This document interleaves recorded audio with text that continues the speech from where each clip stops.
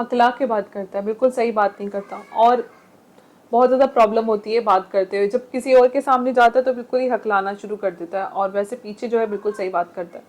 तो क्या करें, इसका कुछ समझ में नहीं आता। इस तरह के प्रॉब्लम्स आते हैं।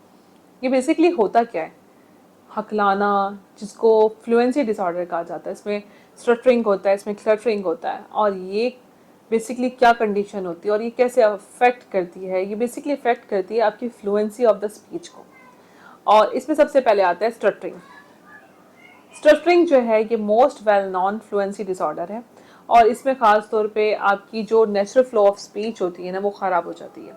उसमें रेपिटेशन ऑफ साउंड्स आ जाती है, एक साउंड को बार बार बोल जाना, मैं करके एक ही साउंड को बोले जाना, उसकी सेलेबल, उसके वर्ड, उसके फ्रेजेस, तो उसकी जो वो होते हैं ना, वो प्रोलॉन्ग हो जाते हैं। तो ये सब के सब उसको प्रॉब्लम आती है। उसके साथ साथ उसमें टेम्परेली जो होता है ना, उसमें हेजिटेशन भी आ जाती है, और उसकी जो स्पीच है ना वो बहुत ज़्यादा वक्फों में हो जाती है।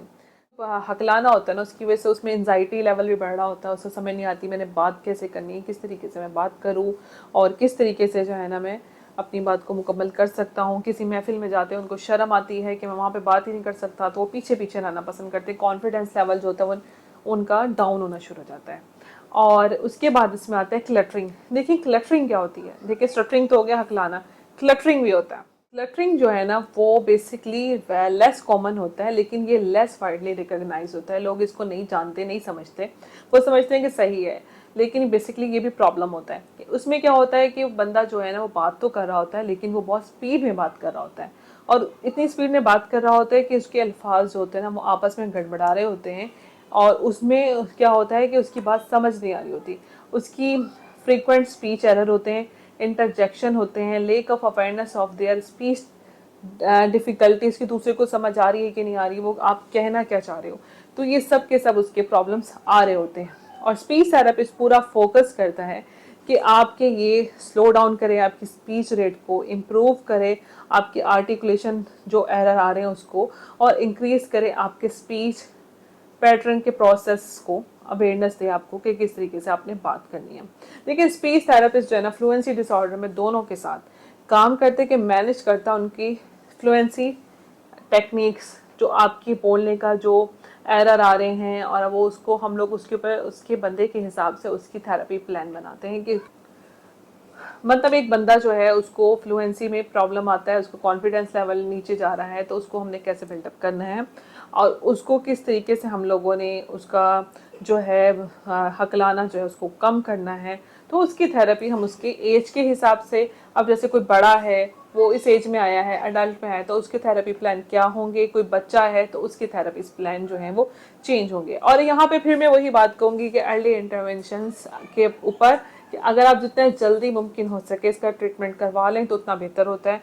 जितना डिले करेंगे प्रॉब्लम उतनी ज़्यादा बढ़ती जाती है। तो आप जितनी जल्दी हो सके स्पीच थेरेपिस्ट के पास जाइए, उससे कंसल्ट कीजिए। अगर आप बड़े भी हैं तो कोई प्रॉब्लम नहीं है, अडल्ट हैं तो उसमें भी आप उसमें स्पीच थेरेपिस्ट से कंसल्ट कर सकते हैं फ्लुएंसी के ऊपर, तो बेहतर हो सकती है। और अगर आप बहुत दोनों सूरतों में, क्लटरिंग में है या स्टटरिंग में है, क्लटरिंग में अगर आपकी जो बात दूसरे को समझ में नहीं आती, उसमें एरर आते हैं, तो आप उसमें भी इनसे कंसल्ट कर सकते हैं। वो पूरी कोशिश करते हैं स्पीच थेरेपिस्ट कि आपकी एज के हिसाब से आपके प्लान्स बनाते हैं और आपका ट्रीटमेंट करते हैं। आप लोगों को कोई भी और क्वेश्चन है, आप लोग पूछना चाहते हैं तो कमेंट करके पूछ सकते हैं। I try my level best कि मैं आपके जो भी क्वेश्चन है उसका आंसर कर सकूं, और ईमेल कर सकते हैं littlestarcognitivelearning@gmail.com पर। और उसके साथ साथ अगर आप चाहते हैं कि किसी स्पेसिफिक पॉइंट पे, किसी इशू पे और किसी प्रॉब्लम पे मैं वीडियो बनाऊं तो आप लोग मुझे ज़रूर बता सकते हैं। देखते रहें लिटिल स्टार कॉग्निटिव लर्निंग।